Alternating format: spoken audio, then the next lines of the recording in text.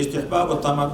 حضرت المؤمنین وی چې حضور پاک صلی الله علیه وسلم یې هغه کور چې خرما وي نه پکې دی هغه کورنۍ دا خلک یې وږي دي ایدغ څه مطلب ده ایدغ وایي دا معنا نه ده چې په کور کې به خامخا خرما وساتي کله یې په تاسو لوږه راځي دا په واقع کې وایي ترغیب د زهد ته قناعت ته چې خرما دې په کور کې موجود وي خو د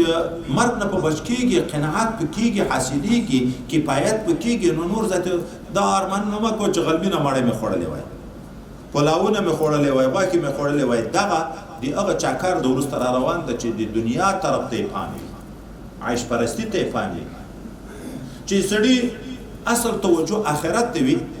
دنیا نه ما یکفي باندې کفایت کوي نو خرما یې ما یکفي دي یو خرما باندې صحابه کرام ورځ تیره کړې ده په یو خرما خدای په خدای خرما کې عجب انداز قوت پیدا کړی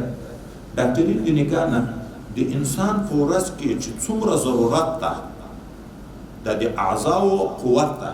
او سترګې ځان ته استعمالیږي غوږونه ځان ته لاس ځان ته ژبه ځان ته دا ټول اندامونه دا خو ضعیفه کېږي خو چې دوی خرماوې وخوري دا د بدن ټولو قواوې بېرته پوره کوي